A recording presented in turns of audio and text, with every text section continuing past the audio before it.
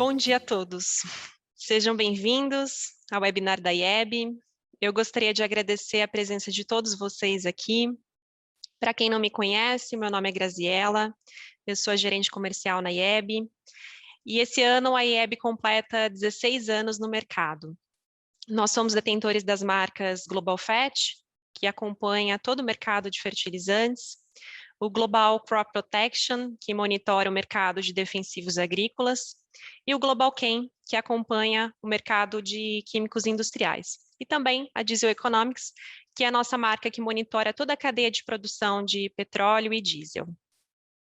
A ideia principal do evento hoje é trazer algumas visões de todos esses mercados para que vocês possam tomar decisões de compra e também para que a IEB possa contribuir para o planejamento de vocês. Eu gostaria de aproveitar para apresentar os nossos chefes de mesa, o Felipe, que é responsável por monitorar todo o mercado de diesel e químicos industriais, a Juliana, que coordena a equipe que acompanha o mercado de fertilizantes, tanto macronutrientes quanto micronutrientes, e por fim, o Rafael, que é o nosso chefe de mesa de defensivos agrícolas. Antes de nós iniciarmos com as apresentações, as apresentações dos especialistas, eu gostaria de lembrar a todos vocês que nós temos um espaço privado para perguntas, no botão que fica logo abaixo do vídeo. Ele está liberado para que vocês possam interagir conosco, porém nós vamos responder as perguntas apenas ao final de todas as apresentações. Bom, agora vamos ao que todos estão esperando. Nós vamos começar com o Felipe, que vai trazer visões do mercado de diesel e químicos industriais. Felipe, o que você tem aí para nos contar? Bom dia, pessoal. Bom, como a Graziela disse, vou trazer aqui um pouquinho das perspectivas do mercado de petróleo e do mercado de diesel e como isso vai afetar nas compras, na precificação do diesel.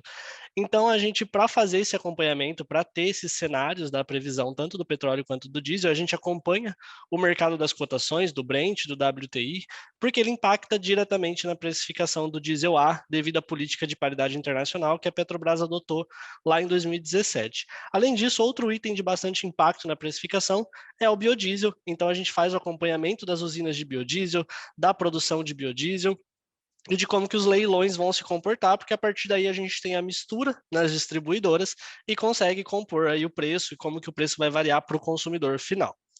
Então, falando um pouquinho no mercado de petróleo, a gente acompanha a demanda e a oferta para entender como que essa dinâmica vai influenciar nos preços, e a gente consegue perceber aqui no gráfico que tanto a dinâmica entre a oferta e a demanda, elas permanecem juntas e devem se equilibrar agora no segundo trimestre de 2021.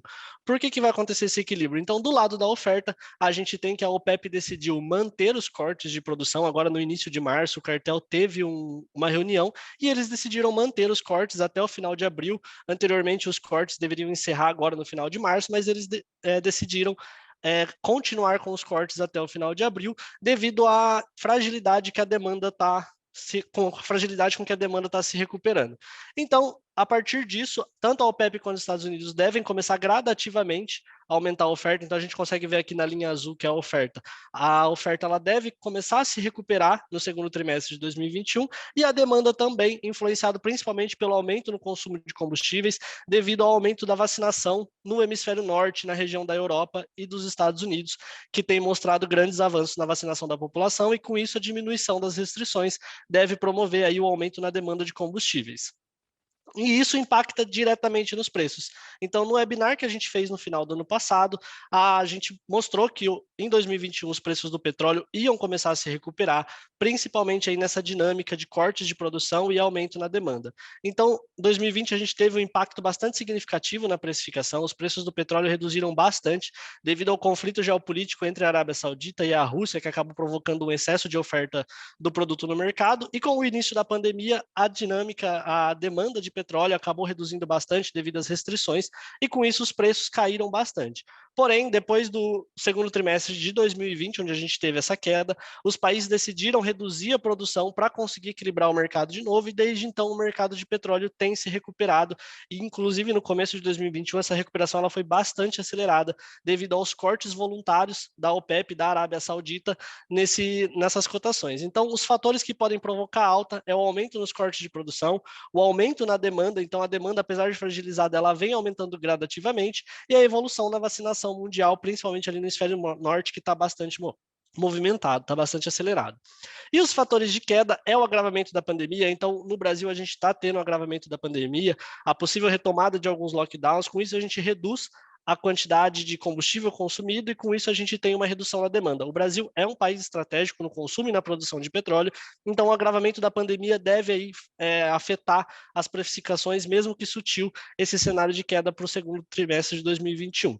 E a retomada da produção mundial, então, como eu falei anteriormente, os Estados Unidos devem retomar mais acelerado para recuperar o que eles perderam com a queda nos preços do ano passado. Então, os Estados Unidos eles vieram de um problema de produção agora no final de fevereiro, com problemas climáticos que envolveram a região do Texas, porém, ele deve voltar a produzir mais aceleradamente para conseguir recuperar e aproveitar essa alta nas cotações do petróleo. E o petróleo ele acaba impactando diretamente na precificação do diesel A. Então a gente percebe que o diesel A ele vinha estável no terceiro trimestre de 2020 para o quarto trimestre, principalmente porque o petróleo, como a gente pode ver aqui no gráfico, ele permaneceu estável, sem grandes variações. Porém, conforme o petróleo foi aumentando, a gente viu que no começo de 2021 o diesel A voltou a apresentar altas bastante significativas, porque além do petróleo a gente teve um grande impacto também na precificação do dólar, nas cotações do dólar. Então a gente percebe aqui que do quarto trimestre para o primeiro trimestre de 2021, o diesel A apresentou um aumento de 30%, chegando aqui próximo dos patamares de 2,40, e já agora no começo de março já apresentou novos reajustes, e para o início do segundo trimestre de 2021 deve começar a apresentar reajuste, apresentando uma alta de aproximadamente 15%. Então, apesar do petróleo se manter estável no segundo trimestre, o dólar deve continuar impulsionando o preço do diesel importado e, consequentemente, refletindo aí no preço do diesel nacional. O diesel A, ele, na mistura dentro da distribuidora, ele compõe 87% dessa mistura e no preço ele impacta aproximadamente 45%. Então, qualquer variação que a gente tem no diesel A, ele afeta significativamente o preço final do diesel. E o outro fator é o biodiesel. O biodiesel, quando a gente fala de preço, ele impacta cerca de 14% do preço final do diesel. E o mercado de biodiesel, ele tem apresentado também aumentos bastante impactantes no preço. Então, a gente percebe que desde o segundo trimestre de 2020, o preço tem mostrado ganhos significativos, principalmente influenciado pelo mercado da soja, que está voltado para o mercado internacional, voltado para a exportação, para aproveitar essas altas no dólar, e com isso a gente acabou desabastecendo o mercado interno com o óleo de soja, que é a principal matéria-prima para a produção do biocombustível. Então os preços devem se manter elevados, principalmente porque agora em março a gente teve o aumento da mistura obrigatória, que passou de 12% para 13%, e com isso a gente aumenta a demanda por biodiesel, consequentemente a demanda por óleo de soja, e como está baixa a oferta do óleo de soja, os preços devem continuar elevados aqui acima de R$ 4 por litro, e um patamar que acaba impactando diretamente no preço do S10 e do S500. Então a gente consegue notar aqui no gráfico que desde 2020, desde o segundo trimestre de 2020, o preço do diesel, do S10 e do S500, ele tem mostrado aumentos bastante significativos e deve continuar no segundo trimestre em patamares mais elevados aqui, como a gente pode ver no gráfico, acima dos patamares encontrados em 2018, 2019, que foi o período pré-pandemia. Então, apesar do governo federal ter isentado a cobrança dos impostos federais pelos meses de março e abril, a partir de abril esses preços voltam a ser cobrados, o que deve aí elevar o preço do diesel também, ficando próximo dos R$ 3,70 na média. Então, Grazi, como a gente comentou no final do ano passado, esse ano é um ano de recuperação tanto para o mercado de petróleo e, consequentemente, para o mercado de diesel também. Perfeito, Felipe. Obrigada pela apresentação. Nós sabemos que o petróleo também tem influência sobre o mercado de alguns químicos industriais. Eu queria saber como é que vai ser esse reflexo sobre os insumos químicos. Isso, exatamente. Então, a gente sabe que o petróleo ele acaba sendo base da cadeia de muitos produtos que a gente consome nos insumos industriais, e os químicos não ficariam de fora dessa. Então, a gente sabe também que alguns químicos eles sofrem bastante influência do mercado internacional, como é o caso do enxofre, em que 90% do enxofre que a gente consome no Brasil vem de origem internacional, então os preços internacionais acabam impactando bastante. O ácido sulfúrico, apesar da gente ter uma produção 100% nacional, consumo 100% nacional, ele acaba sofrendo o impacto do enxofre que está no mercado internacional, que está influenciado pelo mercado de petróleo, e isso acaba também trazendo, os impactos do mercado internacional acaba trazendo impactos na precificação do ácido sulfúrico. A cal é o mesmo cenário do ácido, então apesar dele ter uma produção forte nacionalmente, ele acaba sofrendo impactos dos itens de produção como o coque e o diesel, que acaba influenciando, que o mercado internacional acaba influenciando também, o mercado de petróleo influencia bastante. E a soda cáustica é o mesmo cenário, apesar dela ter até um suprimento nacional bastante significativo, o mercado internacional acaba sendo metade do nosso consumo interno, e com isso o mercado internacional acaba impactando bastante. Então, para a gente conseguir ter um forte poder de previsão de mercado para esses produtos, o nosso entendimento sobre cada ponto da cadeia é o que nos traz uma metodologia forte. Então, a gente acompanha todos os itens que afetam tanto a oferta quanto a demanda desses produtos. Então, a gente acompanha energia e matéria-prima, os custos de produção, como que eles estão variando, as paradas na produção para a gente entender a disponibilidade do produto no mercado e o investimento de novas plantas também para entender se quão ampla vai ficar essa oferta do produto. E do lado da demanda, a gente acompanha o clima, então o clima ele é um fator aqui que ele pode interferir tanto na oferta quanto na demanda, como eu disse na apresentação de diesel, o petróleo acabou sendo bastante impactado pelo clima que atingiu a região do Texas, que acabou paralisando a produção americana, e com isso a gente teve uma baixa oferta de petróleo em fevereiro e, consequentemente, acaba afetando a oferta desses produtos que são impactados pelo petróleo. E também a dinâmica nos portos e volumes de importação. Como a gente tem um mercado que depende bastante do cenário internacional, a gente acaba acompanhando os portos para conseguir ter essa previsão de chegada de produto e como que o produto está sendo consumido. E o desempenho dos setores de consumo para a gente entender como que a saúde da economia está se comportando. Então, falando um pouquinho agora desses produtos, entrando no detalhe, o enxofre, a oferta de enxofre, ela deve se manter restrita agora, ela já vem restrita desde o início de 2021, devido aos cortes de produção de petróleo influenciados pela OPEP, direcionados pela OPEP principalmente, e a demanda deve continuar forte, influenciada principalmente pelo mercado de fertilizantes. A Juliana vai explicar um pouquinho mais para frente para a gente como que está funcionando o mercado de fertilizantes, mas os preços do enxofre devem continuar aumentando agora no segundo trimestre de 2021. Então, do final de 2020 para o início de 2021, o enxofre já apresenta um aumento de 36%, e para o segundo trimestre ele deve apresentar um aumento de mais 30%. E isso devido à baixa oferta do produto, devido aos cortes de produção e à alta demanda no mercado de fertilizantes. Então, a baixa disponibilidade do produto é o que tem impulsionado os preços agora, tanto no primeiro quanto no segundo trimestre de 2021. E puxando agora o gancho do enxofre, falando um pouquinho do ácido sulfúrico. O ácido sulfúrico ele apresentou uma queda no início de 2021, de 36% aproximadamente, e agora ele deve começar a ser retomado principalmente pela baixa disponibilidade do enxofre no mercado, que é a principal matéria-prima do ácido sulfúrico, mas a demanda de fertilizantes também deve começar a impulsionar o consumo do ácido sulfúrico e, consequentemente, apresentar um aumento de aproximadamente 28%.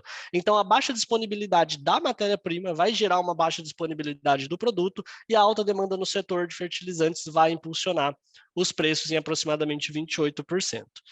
E falando um pouquinho da soda cáustica, a soda cáustica ela vinha apresentando redução em 2020 até o início de 2021. Essa redução foi impulsionada principalmente pelo excesso de oferta, então a soda ela é produzida junto com o cloro é utilizado na produção do PVC, e a produção de PVC ela estava bastante aquecida, a demanda por PVC estava bastante aquecida em 2020, e com isso a gente teve um excesso de oferta de soda no mercado, o que provocou aqui esse cenário de baixa nos preços. Porém, os problemas de produção que os Estados Unidos estavam passando devido ao clima que estava, problemas climáticos que estavam atingindo a região do Texas, a gente teve uma baixa oferta, então para o curto prazo a gente deve ter uma inversão dos preços aqui, também influenciado pela demanda, só que dessa vez pelo setor da celulose, que continua estimulando a demanda de soda cáustica, e as empresas produtoras de celulose apresentaram aumentos para os contratos do produto em 2021. Então, do quarto trimestre para o início de 2021, a soda continua apresentando uma queda de 13% aproximadamente, a gente consegue ver aqui no gráfico, mas ela deve inverter esses preços, apresentando aí uma alta de 18%, devido à baixa oferta no curto prazo, dos problemas nos Estados Unidos, e também nos problemas que a Braskem estava passando. A Braskem é a principal produtora produtora de soda cáustica no Brasil, e ela estava passando alguns problemas com a sua planta do Nordeste, alguns problemas ambientais devido ao afundamento do solo, e com isso agora ela começou a retomar a produção, porém ela está usando a matéria-prima importada, então as altas no dólar também devem impactar e auxiliar nessas altas dos preços agora para o segundo trimestre de 2021. E por último, falando um pouquinho da Cal. A Cal ela é um produto 100% nacionalizado também, a gente consegue produzir, suprir o mercado com o produto nacional, porém ela sofre interferência principalmente do coque e do diesel, porque por sua vez sofre interferência do mercado de petróleo diretamente. Então a gente tem que em 2020 a Cal ela permaneceu com um preço bastante estável e ela começou a apresentar agora no início de 2021 aumentos, então do quarto trimestre de 2020 para o início de 2021 apresentou um aumento de 25% e deve apresentar mais um aumento de 6% para o segundo trimestre, devido aos aumentos nos custos de produção envolvendo o coque e o diesel, que acabam elevando esse custo de produção. Além disso, a demanda também segue bastante aquecida com a retomada do setor siderúrgico e da construção civil, que deve continuar aí com a recuperação, com o aliviamento da pandemia, deve continuar promovendo essas altas no preço da cal. Então, Grazi, influenciado principalmente pelo mercado de petróleo e pelas altas nas cotações do dólar, os insumos químicos também devem continuar apresentando aumento no segundo trimestre de 2021. Perfeito, Felipe, obrigada pela apresentação. Juliana, o Felipe comentou sobre a influência do mercado de fertilizantes no mercado de insumos químicos. Como é que está o comportamento desse mercado e o que a gente pode esperar para os próximos meses? Graziela, isso mesmo que o Felipe comentou se reflete no preço dos fertilizantes. Você que deve estar nos assistindo percebeu como o preço dos fertilizantes subiu nos últimos meses, mas não foi apenas pelos fatores de aumento nas matérias-primas. Não foi apenas o enxofre, o sulfúrico e o fosfórico que impactou nos preços dos fosfatados. Houveram outros fatores, e isso que nós vamos abordar agora, juntamente com as tendências para o segundo trimestre de 2021. Então, como eu comentei, no mês de fevereiro, o preço médio dos fertilizantes no mercado internacional já havia subido cerca de 30% em relação a dezembro de 2020. E o mercado americano, até coloquei aqui como um highlight, foi o grande protagonista disso, né? Foi o que movimentou essa alta que acontecesse de forma tão rápida. O primeiro fator para isso foi a taxação americana sobre os produtos fosfatados. Então, lá no segundo semestre do ano passado, a Mosaic nos Estados Unidos pediu uma investigação sobre a importação de fosfatados do Marrocos e da Rússia. Enquanto as investigações elas estavam acontecendo, a Câmara de Comércio dos Estados Unidos já havia colocado uma taxação de 25% sobre a importação desses produtos vindo dessas duas origens. Mas na última quinta-feira foi divulgado o resultado final disso e as taxações vão se manter para os próximos 5 anos com essas porcentagens, de 5% a 47%, dependendo da empresa. Isso afeta empresas como a OCP, a Eurochem, a Fosagro também, que é um importante fornecedor.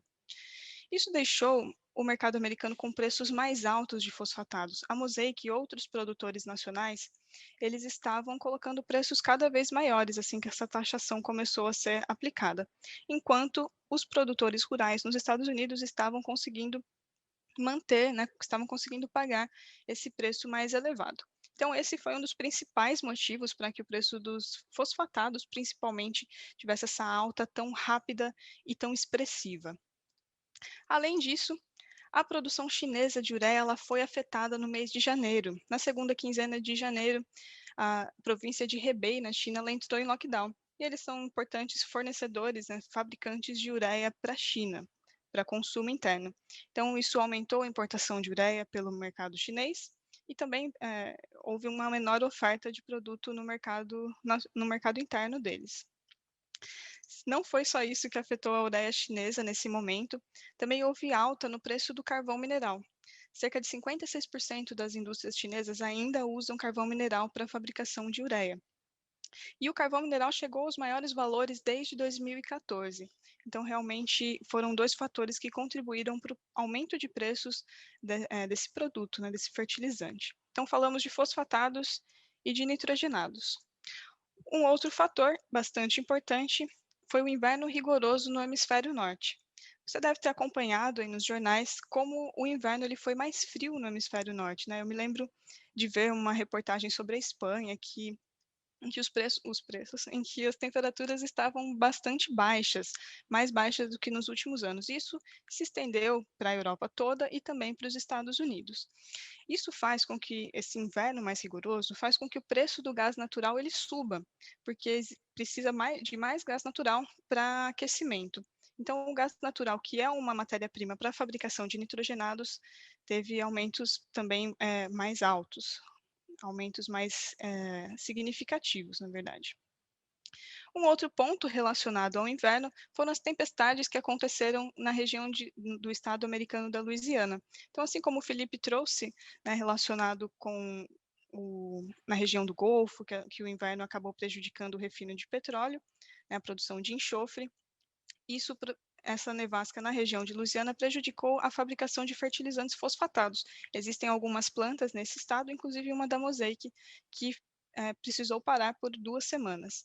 Então, no momento em que a oferta de fertilizantes fosfatados ela estava menor, os preços já estavam mais elevados, teve esse outro fator que contribuiu para que a oferta ficasse ainda mais baixa. E o último ponto, aqui desses mais relevantes para esse aumento de preço, foi a cotação do milho. Logo no finalzinho do mês de dezembro, início de janeiro, a cotação do milho já subiu 13%. Isso porque os maiores produtores, os maiores exportadores, na verdade, de milho, que são Estados Unidos, Brasil e Argentina, estavam com estoques muito baixos. A Argentina não estava exportando, estava mantendo mais o produto no mercado interno. O Brasil, que já estava praticamente sem estoque de milho nesse período, e os Estados Unidos era o único que tinha ainda algum volume para negociar com a China, que estava com a demanda bastante aquecida. Então, isso fez a cotação do milho realmente disparar. Foi o maior valor desde 2013 na Bolsa de Nova York. Então, isso mostra como os produtores americanos estavam capitalizados, né? Os produtores de milho, eles conseguiam pagar esses aumentos que aconteceram aqui devido às taxações nos Estados Unidos. Então, esses dois fatores, né, preços cada vez mais altos e uma relação de troca bastante favorável para a compra de fertilizantes, contribuíram, então, para que o preço subisse no mercado internacional. No mercado nacional, falando de Brasil agora, a demanda por fertilizantes para a produção de milho safrinha, ela também estava bastante aquecida. E da mesma forma, a relação de troca, né, dos produtores de milho com os fertilizantes aqui no Brasil, ela ainda estava favorável. Então, isso refletiu também nas importações de fertilizantes. Em janeiro, foi 7% acima da média dos últimos 3 anos, essa curva em rosa aqui atrás. E em fevereiro, 75% maior do que o fevereiro do último ano. Então, realmente estava mais forte para atender esses produtores. Um ponto importante aqui é que cerca de 50% desse valor, desse volume de fertilizantes importados, foi de cloreto de potássio. Então, no mês de fevereiro, nós importamos muito cloreto de potássio, numa tentativa, né, dos fornecedores nacionais se abastecerem enquanto o preço do produto ainda não apresentou aumentos. Existe uma expectativa que eu vou mostrar no próximo gráfico de aumento de preços de cloreto de potássio. Para as outras matérias-primas, os fornecedores, aproveitando que nós tocamos nesse assunto, eles estão tendo uma postura mais cautelosa. Como eu disse, os preços eles estão muito altos, né? Então, com essa alta na matéria-prima e variação cambial também recorrente no último mês, eles estão comprando volumes menores do que a gente está acostumado a ver, apenas os volumes que já estão contratados ou que já têm pedidos para realização, eles estão comprando esses volumes menores, então. E a estratégia, né, nesse sentido de ser mais cauteloso, é de precificar a partir da variação no mercado internacional. Então, o preço do fertilizante ele muda lá no Báltico, ele tem um aumento lá, o preço do nitrogenado, rapidamente o fornecedor ele repassa isso na cotação aqui no Brasil. Então, isso que vocês devem também ter percebido. Se vocês estão cotando fertilizantes no momento, as cotações elas estão com prazos mais curtos por essa variação rápida nos preços da matéria-prima e do dólar também, e tem pouco volume disponível para compras imediatas. Né? Isso que nós temos observado. Então, essas são as características do mercado nesse início de ano. Com isso, isso se reflete em alta nos preços para os próximos meses. Esse gráfico que todo mundo estava esperando para ver como se comporta no segundo trimestre de 21, para a maioria das matérias-primas, expectativa de alta nos preços, refletindo esses aumentos que estão acontecendo agora no mercado internacional. Então, o produto ele leva em cerca de um mês, mês e meio, até 2 meses para chegar aqui no Brasil. E é o tempo, então, que nós vamos ver isso refletindo no mercado nacional. O produto, a matéria-prima que tem o maior alta é o MAP, né, o fosfatado, que, como eu falei no início, é o grande protagonista dessa subida nos preços, mas as outras matérias-primas, elas acompanham isso. Aqui nós vemos, né, apenas recapitulando, o preço do fertilizante ele começou a cair desde 2019, com problemas climáticos que dificultaram o consumo nos Estados Unidos, na Índia. Depois, com a pandemia, conforme o número de casos ele foi aumentando, o consumo de fertilizantes ele também diminuiu nos principais países consumidores. E depois, a partir do segundo semestre, o Brasil foi responsável, um dos responsáveis, né, juntamente com a Índia, para que houvesse uma virada de chave, um ponto de inflexão e esses fertilizantes eles começassem a apresentar alta. Então, é uma tendência que nós já vínhamos observando desde o ano passado, inclusive nós trouxemos isso no último webinar, essa tendência ela se mantém de alta. Para os micronutrientes, da mesma forma, a tendência é de aumento. Isso está fortemente relacionado com o aquecimento da demanda na China. Então, a produção de aço, por exemplo, que está crescente lá, que envolve zinco, manganês, molibdênio, ela está alta, isso consome maior volume desses metais. Construção civil também, que começa a se recuperar no país, também influencia no cobre, então a tendência para os micros é de alta também. Então, em resumo, Graziela, para os fertilizantes, tem essa expectativa de aumento, né, como nós já havíamos trazido no último webinar, para os micronutrientes também. Daí a importância dos produtores eles terem um pensamento mais estratégico na compra desses insumos, ter um pensamento de mais longo prazo para esses insumos. Juliana, muito obrigada pela apresentação, foi muito bom ter a sua visão sobre o mercado de fertilizantes. E, pessoal, antes de nós irmos para a nossa última apresentação com o Rafael, eu gostaria de lembrar a todos que nós temos um espaço privado para perguntas, no botão que fica logo abaixo do vídeo, e está liberado para vocês interagirem conosco. Nós vamos responder as perguntas apenas ao final da apresentação do Rafael. Bom, seguindo então para a última apresentação, Rafael, em defensivos, a gente deve ter um cenário semelhante de aumento de preços ou o mercado deve se comportar de forma diferente? Bom dia, Graziela. Bom dia, pessoal.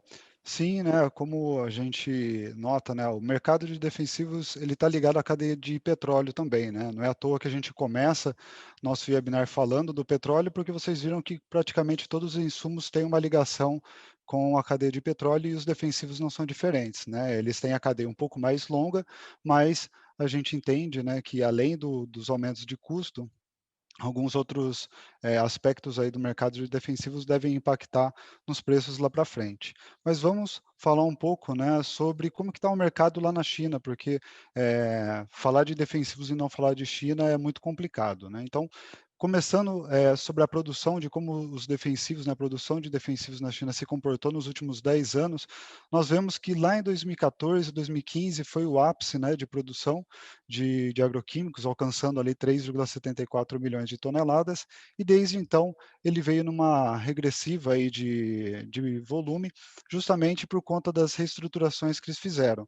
Para quem está um pouco mais ligado aí ao mercado de defensivo e também acompanha, né, o mercado lá chinês, vocês devem ter visto a reestruturação que eles fizeram nas indústrias, né, tanto da indústria química, de defensivos, de outros segmentos, justamente para reduzir a poluição no país, né? Isso impactou fortemente no mercado de agroquímicos, né, uma disponibilidade reduzida entre 16 e principalmente 18 e uma elevação muito forte de preço, né? Teve muito comprador aí que ficou preocupado, né, e muitos defensivos faltando no mercado nesse período. E a gente vê, né, que em 2020 alterou um pouco, né, esse cenário, a gente viu um aumento de 5% no volume produzido em 2020 em relação a 2019, justamente por conta dessa reestruturação que realmente eles já normalizaram o processo produtivo. Esse aumento de volume produzido poderia ter sido um pouco maior, porque Em fevereiro do ano passado, a gente teve o lockdown na China, né, depois do início da pandemia no país. Eles ficaram praticamente metade de janeiro e fevereiro paralisados, né. As províncias ainda continuaram funcionando, mas boa parte da produção foi impactada. Então esse volume ele poderia ter sido melhor já esse ano. A gente prevê que 2021 eles melhorem ainda mais com investimentos nas fábricas em tecnologia, principalmente, mas, a pandemia impactou um pouco nisso. E mesmo com o aumento, né, na produção, a gente sentiu que alguns produtos ainda foram insuficientes para suprir a demanda mundial, e a gente vai falar um pouco mais à frente sobre isso, né, mas realmente a gente já viu uma melhora na questão de defensivos. Só que defensivos na China não é só China em geral, a gente precisa olhar, as províncias. E por que que é importante a gente olhar as províncias? Porque a divisão na produção de cada molécula, ela se dá em províncias diferentes, né. Então a gente trouxe aqui, porque às vezes alguma coisa aconteceu em uma determinada região que não vai ser impactado no mercado como um todo, né. A primeira província de maior produção é Jiangsu, com 27% da produção, né. Lá estão localizadas boa parte das produtoras químicas da China, e defensivos também fica localizada lá. Em segundo, né, nós temos Shandong, Sichuan. A Sichuan ela ficou muito em destaque no mercado no ano passado por conta de um evento que aconteceu, com o glifosato. Nós tivemos uma enchente na região, e isso impactou na produção do glifosato, tanto no estoque quanto até mesmo no maquinário de produção, né. Eles ficaram praticamente de 2 a 3 meses com uma produção reduzida, e isso impactou na disponibilidade de defensivo lá no país naquela época, e aqui no Brasil a gente sentiu um pouco essa escassez de produto no final do ano passado e agora já nesse primeiro trimestre. E o quarto província, né, de maior produção fica Zhejiang com 10%. Então, aqui nós trouxemos as 4 principais, mas aqui a gente precisa realmente monitorar, né, cada defensivo tem um aspecto diferente, cada região tem uma particularidade, e a gente precisa acompanhar para poder falar o que que vai acontecer com cada molécula. E, resumindo agora em relação a preço, o que que aconteceu com os produtos no final do ano passado e o que aconteceu nesse primeiro trimestre e o que que vai acontecer no trimestre seguinte. Aqui eu trouxe um gráfico das matérias-primas do glifosato e também do próprio glifosato. Nós vemos que no primeiro semestre, por conta das incertezas no mercado mundial, né, por conta da pandemia, muitos fornecedores segurando a venda porque não sabia se realmente ia vender. Aqui no Brasil, uma elevação muito forte na taxa de câmbio segurou um pouco a demanda por alguns defensivos, então os fornecedores começaram a segurar a compra de produtos lá da China, e, por consequência, os próprios fabricantes na China tiveram que segurar para não elevar muito os estoques. Alguns produtos chegaram à mínima histórica, né, tanto de defensivo como as suas matérias-primas, e isso se prolongou pelo menos até meados do ano passado, até julho, né. A gente vê aqui o fósforo amarelo, né, chegando na mínima entre junho e julho, a glicina também, a mínima em julho. A isopropilamina subiu um pouco, em meados do ano, mas ele já voltou a cair em agosto, e depois, assim como as outras matérias-primas, elas se elevaram no segundo semestre. Mas o que que aconteceu nesse segundo semestre para ter aumentado o preço tanto das matérias-primas quanto do glifosato? Foi a retomada da demanda, como eu comentei, né. Então, depois de passada a parte mais crítica, né, do Covid em boa parte do mundo, né, as incertezas reduziram no mercado e o pessoal começou a voltar um pouco mais, nas compras.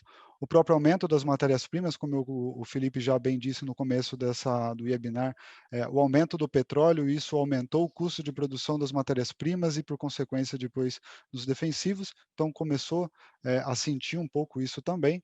A redução da capacidade produtiva agora no último trimestre de 2020 e o começo de 2021, isso é sazonal por conta do inverno no hemisfério norte. Isso às vezes a gente sente o impacto também até mesmo em fertilizantes, né, e nos defensivos às vezes acontece isso na China por conta dessa redução de capacidade produtiva. Lá é mais para realmente, impactar menos na poluição, né, na parte de próximas cidades. E com isso o preço dos defensivos aumentaram, né. Eu trouxe aqui o exemplo do glifosato, ele aumentou 53% de julho do ano passado até agora, né, até fevereiro de 2021. Então vocês veem que logo quando teve o problema em Sichuan, o aumento do preço do glifosato foi significativo, e depois ele só, aumentou ainda mais por conta do custo de produção. Isso, pessoal, eu trouxe o exemplo do glifosato, mas isso a gente viu em boa parte das matérias-primas dos defensivos. E o que que a gente espera, né, para 2021, principalmente nesse segundo trimestre? A petróleo, né, como o Felipe também comentou, vai se manter em um patamar mais elevado, né, por N motivos aí, e as matérias-primas também devem ficar, então, com um custo mais alto, né. Lembrando que o petróleo ele já sentiu, né, esses preços a 70, quase $100 no passado, né, e o preço do defensivo continua mais reduzido.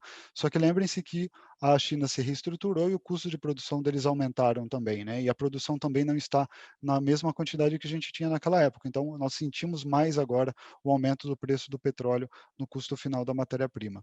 A demanda mais reforçada por conta da capitalização dos grãos, depois eu vou falar um pouco mais numericamente, né, como que isso tem mostrado como o grãos está capitalizado para comprar, então isso deve fortalecer a demanda por defensivos, principalmente por essas culturas, e com isso, esse aumento, né, no preço da China, ela deve se refletir aqui no mercado nacional, pelo menos até meados do segundo semestre, né? A gente, se quem está lembrado, né, que participou do nosso primeiro webinar do ano passado, a gente mostrou a cadeia de produção do defensivo e mostramos o quanto demora para impactar um preço na China aqui no mercado nacional, né? Então, se o mercado chinês ainda está em elevação e não tem sinais de queda por enquanto, nós ainda devemos sentir esse preço mais elevado até pelo menos meados do segundo semestre. E um outro ponto importante, né, por mais que a China tenha ultrapassado o seu período de reestruturação ambiental um pouco mais forte, algumas fábricas ainda passam por algumas revitalizações, né, e algumas mudanças de processo, e uma delas foi uma fábrica, né, de paranitroclorobenzeno. Essa é uma matéria-prima para alguns dos herbicidas utilizados principalmente para a cana aqui no mercado nacional e deve impactar no aumento de preço e uma disponibilidade mais reduzida, né. Então, dá para ver que, de novo, né, a gente precisa olhar em cada matéria-prima para ver como é que impacta nas moléculas aqui no mercado nacional e a nível mundial também. E aí, como eu tinha prometido, né, falar de como que o glifosato impacta, né, em como grãos está bem mais capitalizado que outras culturas, eu trouxe a relação de troca aqui no mercado nacional em relação ao açúcar, em relação à soja. Dá para ver que em relação ao açúcar teve uma piora no começo do primeiro semestre do ano passado, melhorou no segundo semestre, mas com a elevação do preço do glifosato agora no começo desse ano, a relação de troca já piorou de novo para o açúcar, né? Ele voltou aos mesmos patamares de capitalização lá do começo do ano passado, né? Estando aí só 1% mais favorável. Por outro lado, para a soja, eles estão quase 30% mais capitalizados, né? A relação de troca está 30% mais favorável agora em fevereiro 21 em relação a fevereiro 20, né? Então, mostra como a soja, né, ela tem potencial de aumentar o consumo dela caso venha uma demanda mais forte aí. Aí vai depender de clima, né, do manejo do produtor, mas capitalizado para aumentar o consumo ele está. E além do glifosato, outros produtos que devem ser impactados com essa maior rentabilização, maior eh, força de consumo da soja, são alguns fungicidas, né, a soja consome bastante de fungicida, o glufosinato e o diquat, essas 2 moléculas, elas aumentaram um pouco o consumo em relação ao ano passado, justamente por conta da paralisação do fornecimento de paraquat, né, a proibição.